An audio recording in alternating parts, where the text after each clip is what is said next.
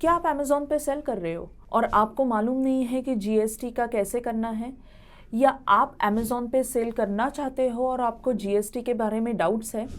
तो चलो दोस्तों, ये वीडियो में डिस्कस करते हैं कि अगर आप ई कॉमर्स वेबसाइट पे सेल करना चाह रहे हो तो जीएसटी के क्या इम्प्लीकेशंस है। दोस्तों, एक बात तो तय है कि जीएसटी के जो रेट्स या जीएसटी फाइलिंग जो है वो आपके बिजनेस के ऊपर डिपेंड करता है। आपका बिजनेस चाहे लोकल हो, आपका बिजनेस एक्सपोर्ट हो, आपका बिजनेस आपके वेबसाइट के थ्रू चल रहा है, या आपका रिटेल स्टोर्स है, या आप अमेज़ॉन पे सेल कर रहे हो। अमेज़ॉन, फ्लिपकार्ट, ब्लिंकिट जो क्विक कॉमर्स और ई कॉमर्स के साइट्स है। दोस्तों, जीएसटी रेट्स जो रहते हैं वो डिपेंड करते हैं आपके गुड्स या सर्विसेज के ऊपर।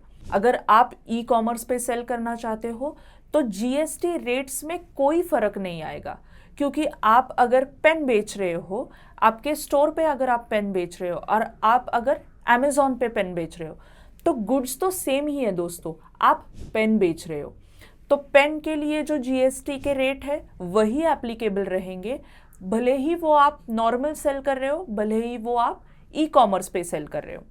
तो ये हुआ रेट्स के बारे में। फाइलिंग किस पे डिपेंड करती है दोस्तों? आपके टर्नओवर के बेसिस पे डिपेंड करती है। तो ये टर्नओवर कलेक्टिवली देखा जाएगा, ई कॉमर्स पे हो, क्विक कॉमर्स पे हो, नॉर्मल सेलिंग कर रहे हो, इंस्टीट्यूशनल बायर्स हो, जो भी है उस पे आपका टर्नओवर डिपेंड होता है। टर्नओवर अलग अलग कंसिडर नहीं करते हैं, टर्नओवर कंपाइल करके टर्नओवर कंसिडर करते हैं।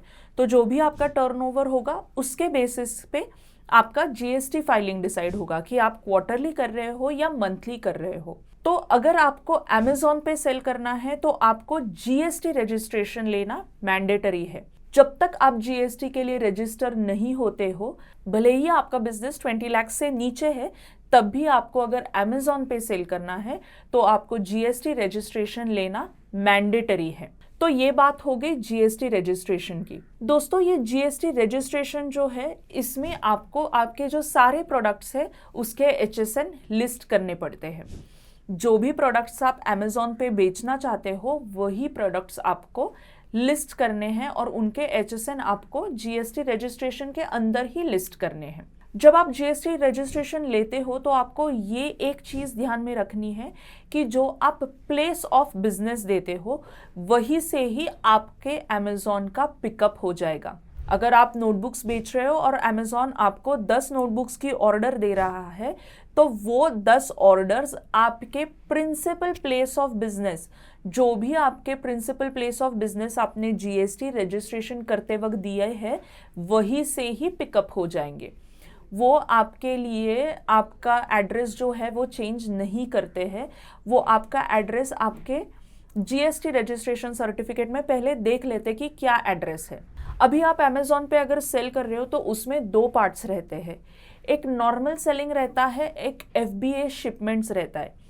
एफबीए शिपमेंट्स यानी कि फुलफिलमेंट बाय अमेज़ॉन। ये फुलफिलमेंट बाय अमेज़ॉन क्या रहता है दोस्तों?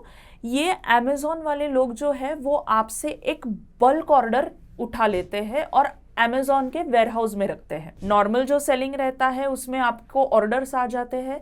वो ऑर्डर्स से आपके, अगर आपका स्टोर है और आपने स्टोर का एड्रेस दिया है जीएसटी रजिस्ट्रेशन में, तो अमेज़ॉन के ऑर्डर्स जो है जो नॉर्मल सेलर के रहते हैं वो आपसे स्टोर से ही पिकअप हो जाएंगे।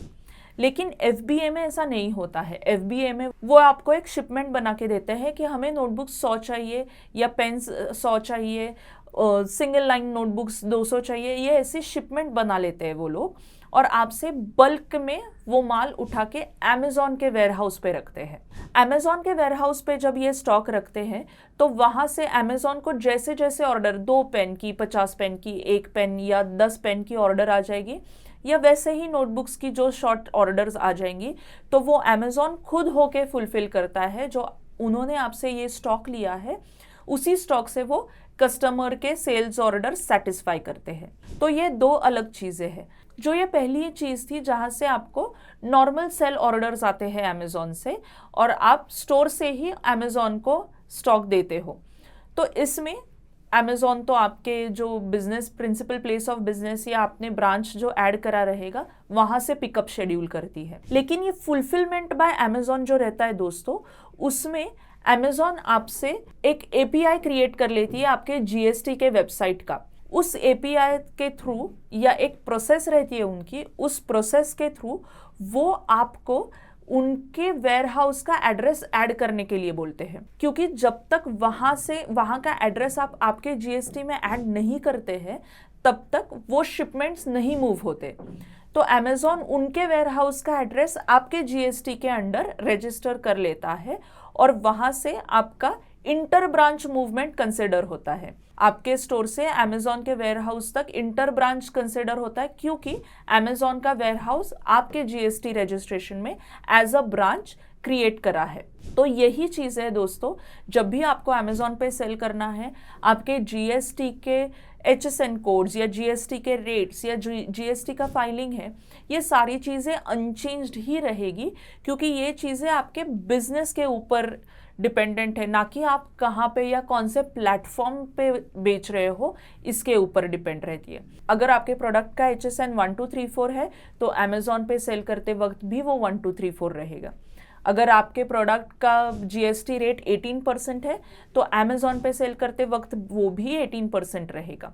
अगर आप क्वार्टरली बिलिंग कर रहे हो तो आप अमेज़ॉन पे सेल करो या ना करो, आप क्वार्टरली ही जीएसटी रिटर्न फाइलिंग करोगे। ये जो सारी चीज़ें हैं, जो जीएसटी रेट है, HSN कोड है, फाइलिंग स्टेटस है, ये सारी चीज़ें आप अमेज़ॉन पे सेल करो या ना करो, वो आपके बिजनेस के ऊपर डिपेंडेंट है और वो सारी चीज़ें चेंज नहीं होने वाली। तो अभी आपको दिक्कत नहीं है दोस्तों अमेज़ॉन पे अपना बिजनेस स्केल अप करने की, तो किसके लिए देर है? तो आप भी अभी अमेज़ॉन पे अकाउंट खोल सकते हो और यही जीएसटी का झंझट छोड़ के आपका बिजनेस स्केल अप कर सकते हो। Thank you.